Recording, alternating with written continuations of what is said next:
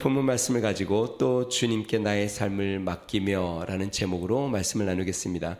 각 문화에는 특색과 차이가 있습니다. 우리나라에는 정이라는 문화가 있고요. 서양은 조금 반대적으로 좀 실리적이고 합리적이고 이성적인 문화가 있습니다. 한 부모님이 어린 아들을 미국에 일찍 보냈습니다. 유학을 보내서 아이의 학비를 대고 그 다음에 홈스테이비를 대고 그래서 아이가 공부를 계속해서 대학까지 가서 대학을 졸업하게 되었는데요. 대학 졸업식 날이 되어서 이 부모님들이 감격스럽게 이제 미국으로 날아가서 졸업식을 참여를 합니다. 감격스러운 졸업식을 다 마치고 구내식당에서 이제 식사를 하는데 이 부모님, 어머니, 아버지는 이제 식탁에 앉고 아들은 이제 음식을 주문하려고 줄을 서서 음식을 주문하고 음식을 받아옵니다. 그런데 부모님이 보니까 이 아들이 자신의 음식만 하나 이렇게 달랑 들고 오니까 굉장히 의아하지 않습니까? 그래서 부모님이 물어봅니다. 야, 우리의 음식은 어디 있느냐? 라고 이야기했더니 이 아들이 그 이야기를 듣고 굉장히 의아해하는 겁니다. 아들 생각에는 자기 음식은 자기가 줄을 서서 자기가 주문해서 먹는 것이라고 생각하는데 부모님이 그냥 앉아만 계시면서 내 음식이 어디냐고 하니까 아이도 의아하고 부모님은 아이의 행동을 보고 의아해하고, 그러니까 어릴 때부터 계속 그 문화에서 커서 그게 익숙해진 것이죠. 문화 차이를 알지 못하면 오해가 생기고 문제가 생깁니다. 적응하기 힘들기도 하고 때로는 충격, 그게 문화 충격이죠. 충격을 받기도 합니다. 미국에 가면 그 이민한 1세대, 뭐 2세대는 거의 어릴 때부터 미국에서 계속 자라니까 미국 문화에 익숙한데 1세대 어느 정도 성인이 되어서 미국으로 이민을 가신 1세대는 삶이 미국식도 아니고 한국식도 아니고 참 어중간한 삶을 산다고 합니다. 그래서 때로는 자기 편한 대로, 때로는 자기가 편할 때는 미국식이라고 하고 또 좀 불편할 때는 또 한국식을 찾고 이렇게 타문화에서 정체성을 갖는 것에 혼란스러움을 겪는다고 합니다.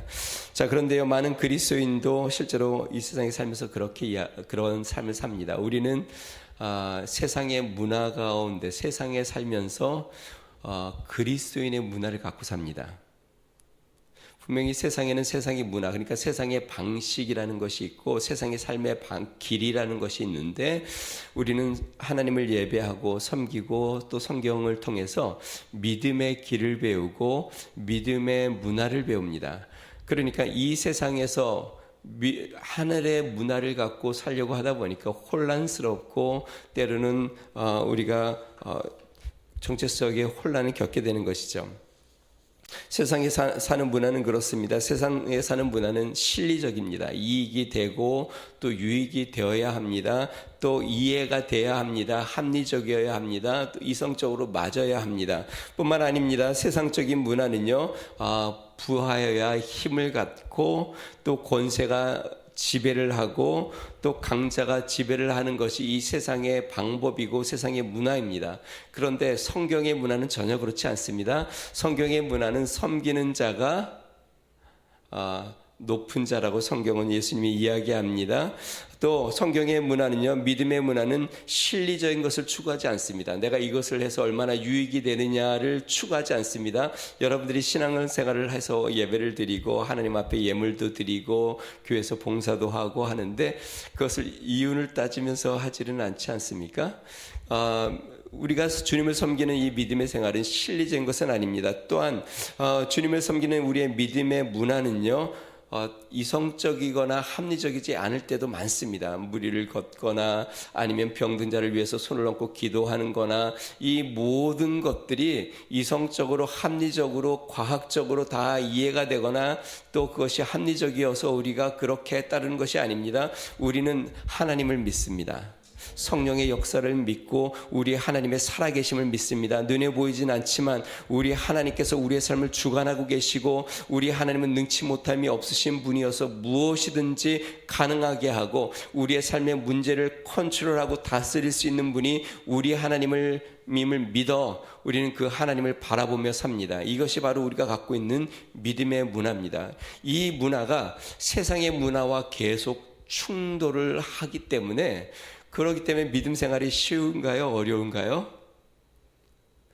그래서 믿음 생활이 쉽지가 않습니다. 지금 우리가 천국에서 믿음 생활을 한다면 믿음 생활이 그렇게 어렵지 않습니다. 문화가 천국 문화니까.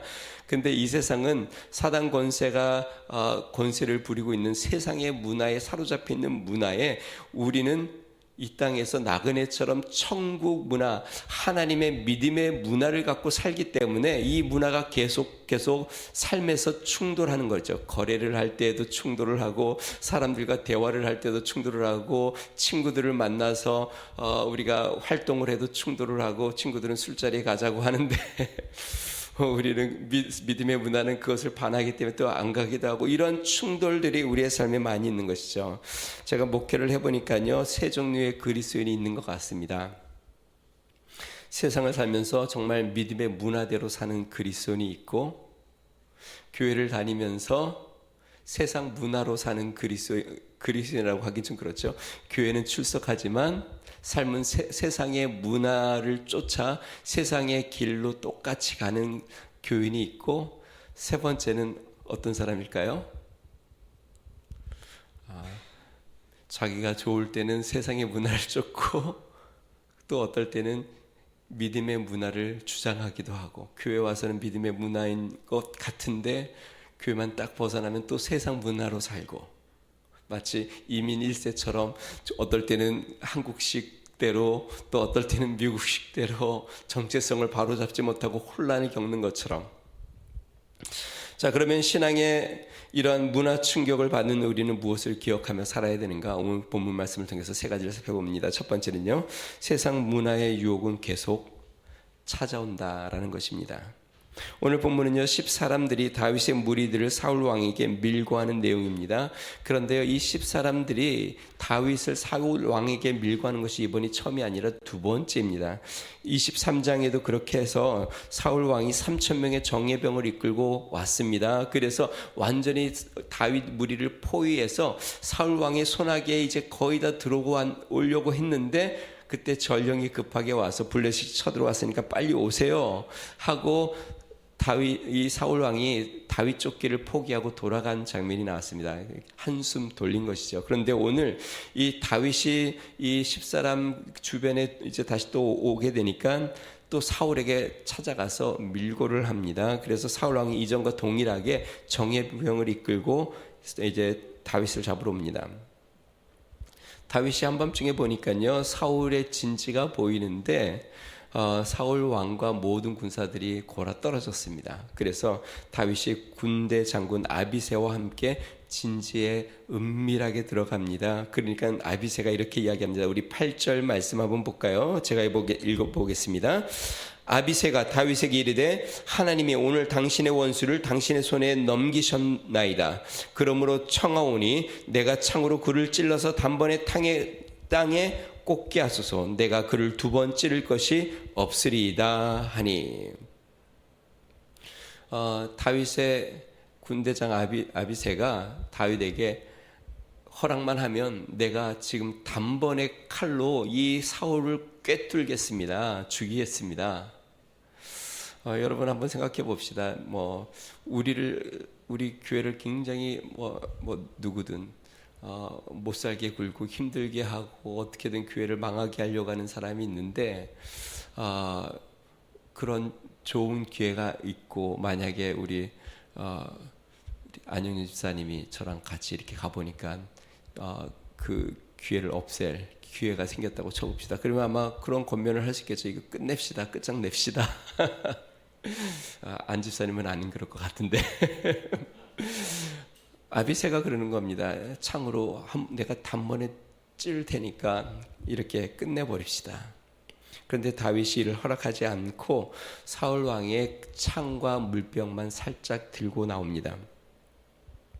여러분, 다윗은 지금 이 사울 왕을 피해서 도피 생활을 5년 이상 지금 하고 있습니다.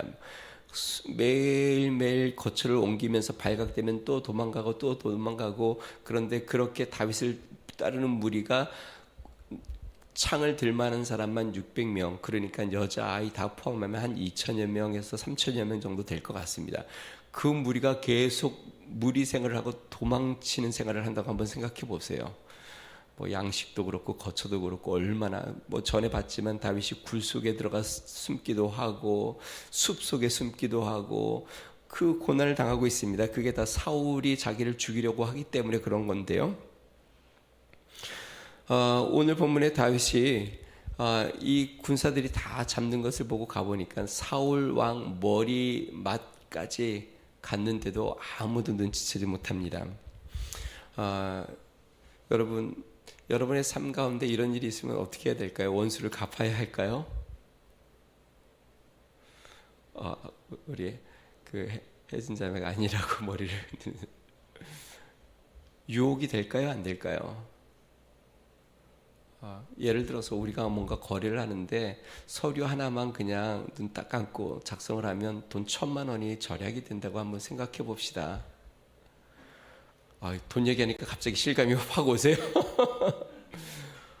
뭔가 내가 하나 이제 명확하게 얘기만 안 해도 그냥 눈 한 번만 질끈 감아도 그냥 나의 사업에 굉장히 큰 유익이 떨어지고 내가 수년 동안 골치 아팠던 문제가 단 한 번에 해결이 되고 모든 것이 다 진행이 된다면 유혹이 될까요? 안 될까요?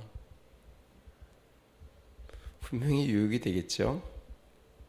자, 그런데요, 지금 다윗에게 이것이 처음이 아닙니다. 다윗이 이전에 이 사울 왕이 블레셋을 무찌르고 다시 다윗을 쫓아왔을 때 그 엔딕의 굴에서 다윗이 숨어 있었는데 사울 왕이 거기서 용변을 보러 혼자 들어옵니다.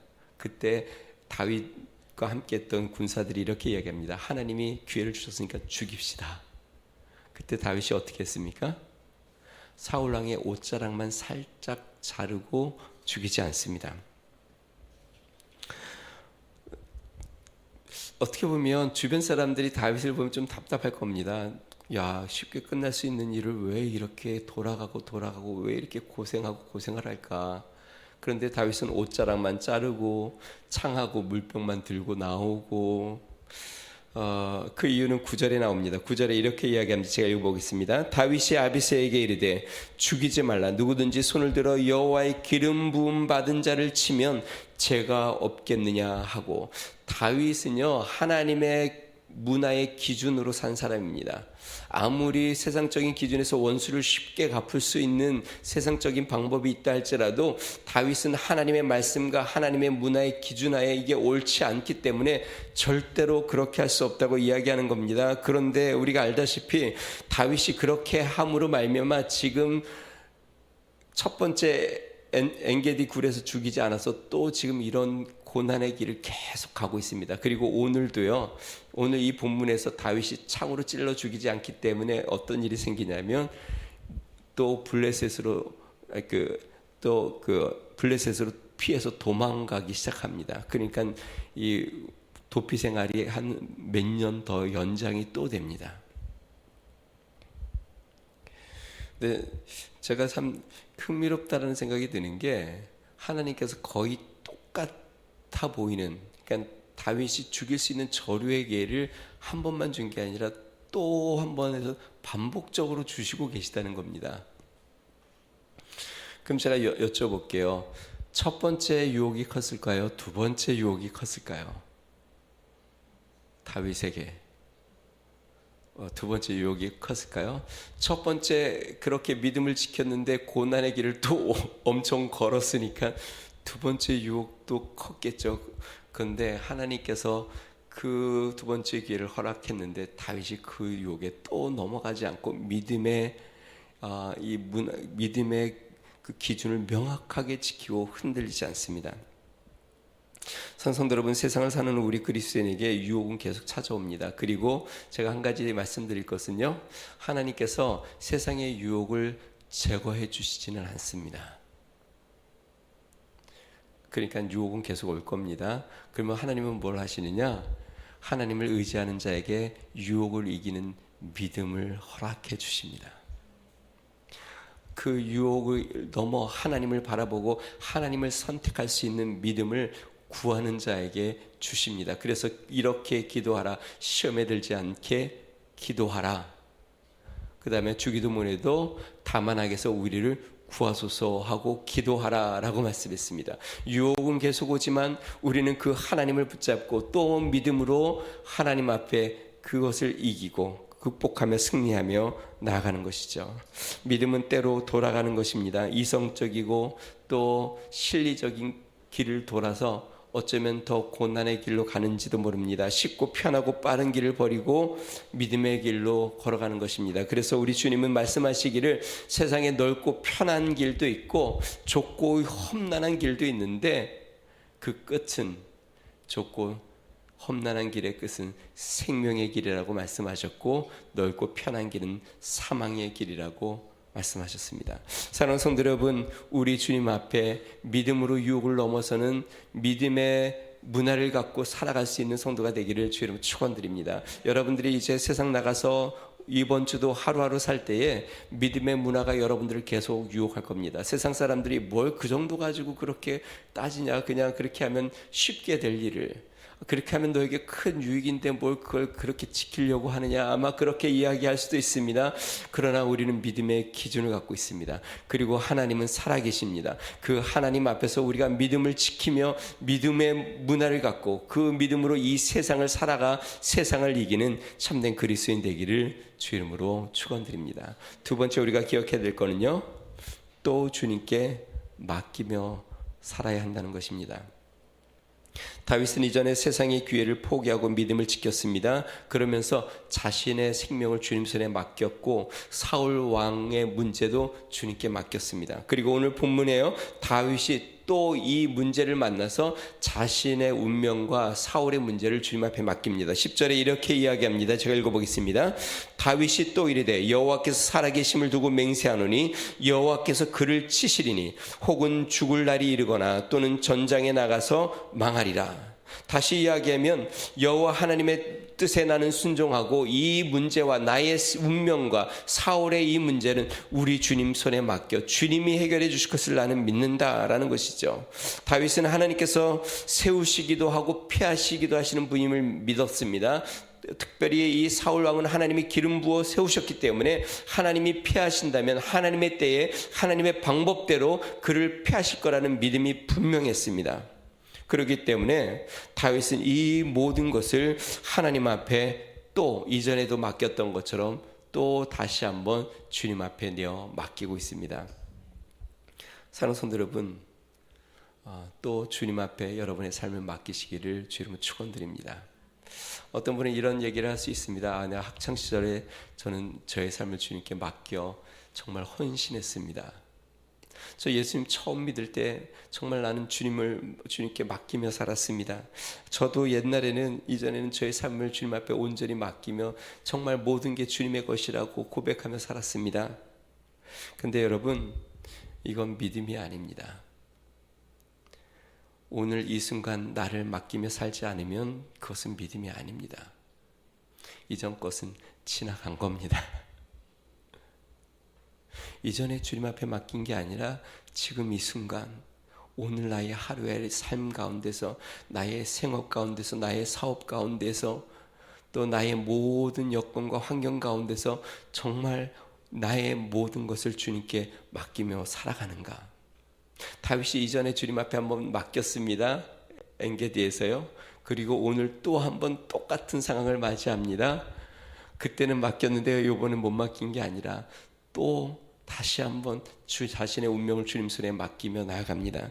그렇습니다. 믿음은 오늘 또 주님 앞에 맡기는 겁니다. 나의 운명과 나의 삶과 나의 재정과 우리의 모든 것을 주님 앞에 또 맡기고 또 맡기는 겁니다. 언제까지요? 주님 앞에 가는 그날까지 우리는 또 나의 삶을 주님 앞에 맡기며 나아가는 것입니다. 예수님께서 어린아이같이 되지 않으면 천국에 들어갈 수 없다고 이야기했습니다. 어린아이는 순전한 마음과 진실한 믿음으로 하나님의 나라를 받듭니다. 복잡한 믿음은 참 믿음이 아닙니다. 계산적인 믿음, 참 믿음 아닙니다. 이것저것 따지는 것, 그 순수한 믿음 아닙니다. 전적으로 순수하게 주님 앞에 맡겨야 참 믿음입니다. 만약에 나의 삶에 계산이 자꾸 먼저 앞선다면 그것은 믿음이 아니라 세상 문화가 나를 지배하고 있는 것입니다. 그러나 나의 믿음의 계산보다 나의 성령의 감동과 은혜가 먼저 나의 삶을 지배한다면 나는 세상의 문화로 지배받고 있는 게 아니라 믿음의 문화에 순종하며 살고 있는 것이죠. 여러분은 어떠세요? 계산이 먼저 씁니까? 아니면 성령의 감동이 나를 지배하고 있습니까? 하나님의 말씀과 하나님의 뜻이 나를 지배하고 있습니까? 갑자기 아멘이 안 나오네요. 그러고 있습니까? 어린아이 같은 수수한 믿음을 가지시기를 주님으로 축원드립니다. 우리 주님 앞에 또 맡기며 나아가는 삶 되길 바랍니다. 마지막 세 번째로요, 자신을 내어 맡기는 자와 하나님이 함께 하십니다. 오늘 본문에서 강조하는 것이 있는데요, 하나님께서 사울과 그 무리들을 깊이 잠들게 하셨다라는 것입니다. 12절 말씀에 이렇게 이야기합니다. 다윗이 사울의 머리 곁에 창과 물병을 가지고 떠나가되 아무도 보거나 눈치채지 못하고 깨어있는 사람도 없었으니 이는 여호와께서 그들을 깊이 잠들게 하셨으므로 그들이 다 잠들어 있었기 때문이었더라. 자, 3,000명 그 사울 왕과 또 그를 지키는 군 사령과 모든 군사 3,000명이 단 한 사람도 다윗과 그 군사가 오고 가는 것을 알아채거나 보거나 깨닫은 사람이 한 명도 없었다라고 이야기합니다. 그 이유가 무엇이냐면 하나님이 그들을 모두 다 깊이 잠들게 하셨다. 여러분, 보통 군대는 진을 치면 보초를 세우거든요. 보초의 임무는 깨어서 망을 보는 거죠. 그러니까 적군이 오는지 안 오는지. 근데 보초까지 지금 다 잠들고 군사령관도 잠들고 모든 사람이 정말 옆에 지나가는데도 전혀 눈치 못할 정도로 깊이 잠들었습니다. 저는 이게 두 가지 의미가 있다고 생각합니다. 첫 번째는요, 하나님이 다윗을 지켜주신다.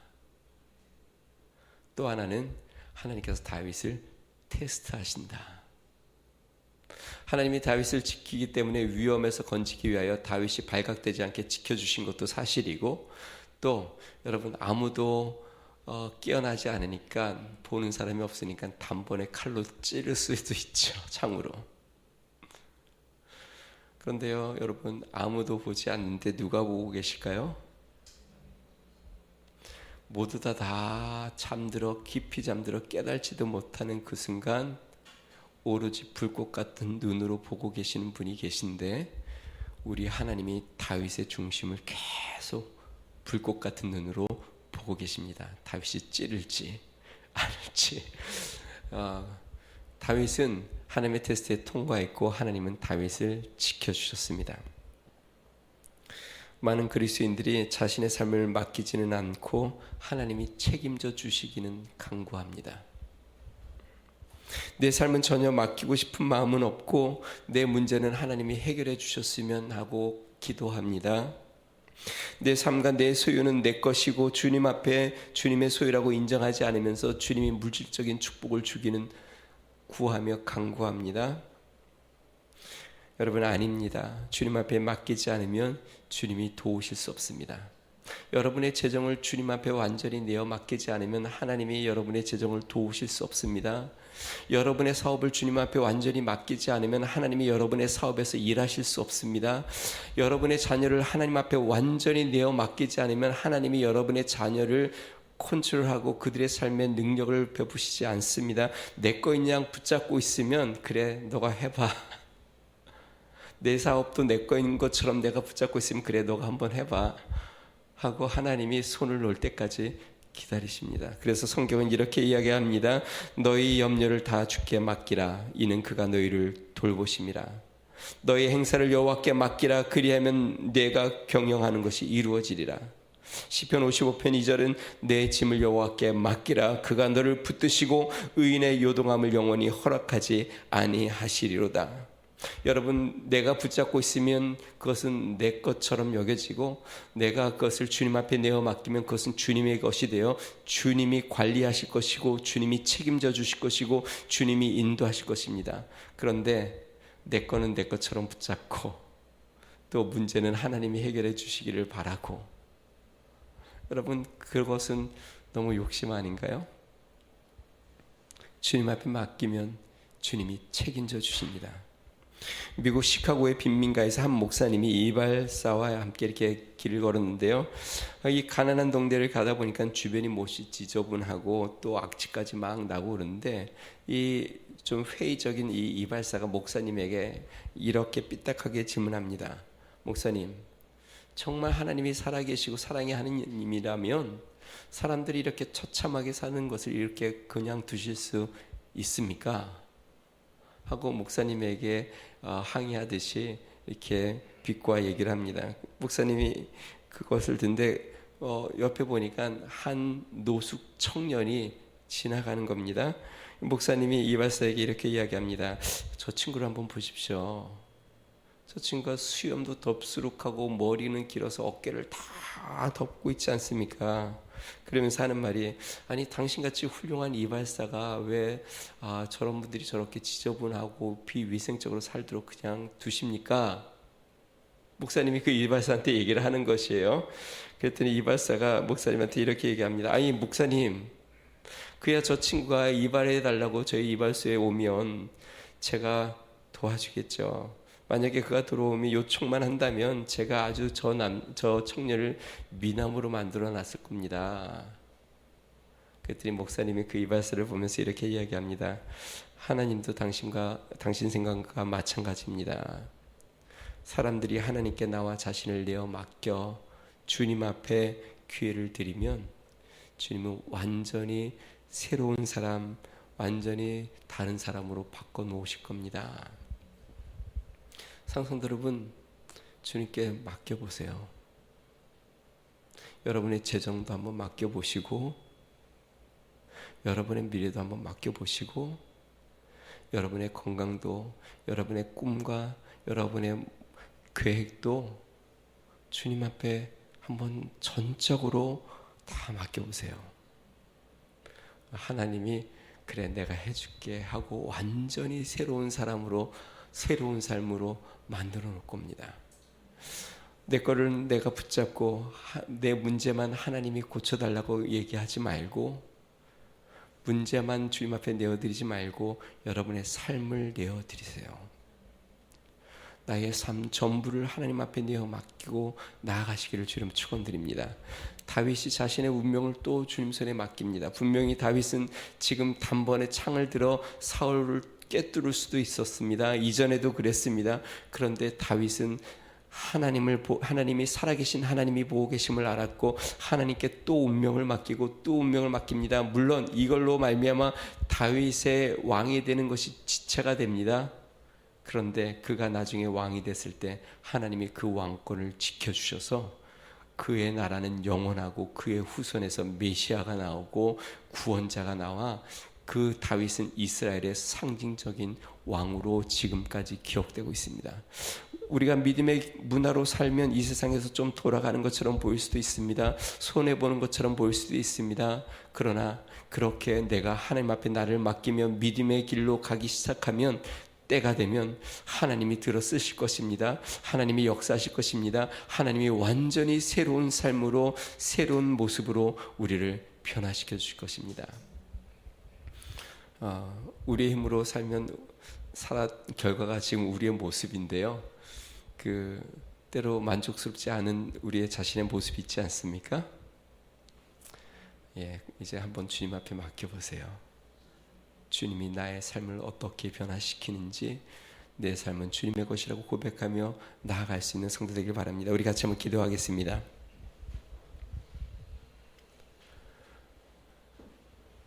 다윗은 정말 단 한 번 눈만 감으면 그의 이 모든 피난 생활과 그의 모든 이 험난한 생활과 쫓기는 삶을 마감할 수 있는데도 다윗은 하나님이 자신을 지켜보고 있는 것을 알았고, 다윗은 믿음의 그 신앙과 양심을 가지고 그렇게 할 수 없음을 알아 하나님 앞에 다시 한번 자신의 운명을 맡기며 나아갑니다. 사랑하는 성도 여러분, 세상에 유혹이 많습니다.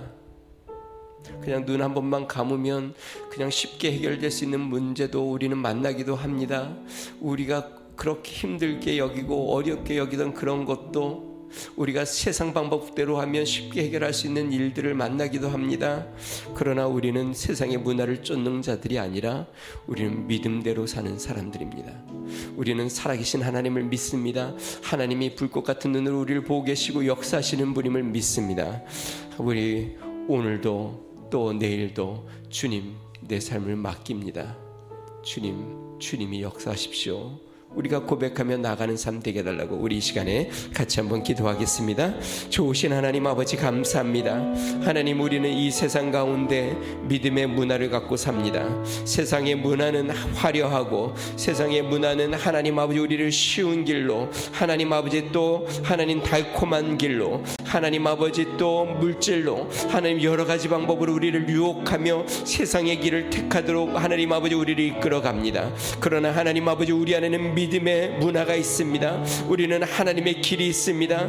믿음의 길이 있습니다. 하나님의 말씀이 있습니다. 살아계신 하나님의 불꽃 같은 눈으로 우리를 보고 계시고 하나님의 진리가 있고 생명의 길이 우리 앞에 있사오니 능하신 하나님 아버지, 이 세상 가운데서 우리는 하나님 천국의 문화를 갖고 하나님 아버지 믿음의 문화를 갖고 믿음의 길을 걸어가도록 은혜를 더하여 주시옵소서. 문제만 주님 앞에 맡기는 것이 아니라 우리의 삶을 온전히 어린아이같이 날마다 맡기며 나아가게 하여 주시옵소서. 하나님 아버지, 이전에 주님 앞에 맡긴 것이 아니라 오늘 이 문제 앞에서 나의 모든 것을 맡기게 하여 주시고 앞으로 나의 삶의 모든 순간순간 주님 앞에 우리의 삶을 내어 맡기며 나아가게 하여 주시옵소서. 내 생명은 주님의 것이라고 고백하고 하나님 아버지 나의 미래도 주님의 것이라고 고백하고 주님 모든 것이 주님의 것이니 주님께서 책임져 주시고 주님이 인도해 주심을 구하며 주님 앞에 맡기며 주님과 동행하는 믿음의 삶이 되어 우리 하나님께서 우리의 삶 가운데 역사를 이루고 주님의 선한 뜻을 이루며 주의 선한 역사를 이루는 것을 날마다 보며 나아가는 믿음의 성도가 되도록 주여 은혜를 더하여 주시옵소서. 존귀하신 하나님 아버지 감사합니다. 세상의 문화가, 사단의 유혹이, 하나님은 세상의 물질도 하나님 아버지 우리를 날마다 유혹하여 마치 예수님에게 사단에게 절 한번 하면 세상의 만국의 영광을 준다고 이야기하는 것처럼 세상 문화는 쉽고 또 달콤하게 우리를 유혹합니다. 능하신 하나님, 우리는 천국 백성이오니 하나님 천국의 문화, 하나님 믿음의 문화, 하나님 믿음의 길로 걸어가는 성도들 되도록 은혜를 베풀어 주시옵소서. 또 내 삶을 주님 앞에 내어 맡기고 하나님의 전능하신 손에 의탁하며 우리 하나님을 쫓아 동행하게 하여 주시고 우리 하나님이 나의 삶을 어떻게 변화시키고 우리의 가정과 우리의 사업과 몸된 교회를 주님이 어떻게 이끄시며 인도하시기를 기대하며 또 내어 맡기며 나아가는 우리의 삶이 되도록 주여 은혜를 베풀어 주시옵소서. 이제는 우리 주 예수 그리스도의 은혜와 하나님 아버지 무한하신 사랑과 성령님의 감동 감화 내주 충만케 하시는 중이 이번 한 주를 살 때에 주님 앞에 나의 삶을 온전히 내어 맡기고 주님이 나의 삶을 다스리시며 통치하고 이끄시기를 소망하며 주를 바라며 주님의 문화대로 말씀대로 살기를 결심하는 믿음의 성도, 또한 그들의 가정과 또 몸된 교회와 나라와 민족의 이제로부터 영원토록 함께 하시기를 간절히 축원하옵나이다. 아멘.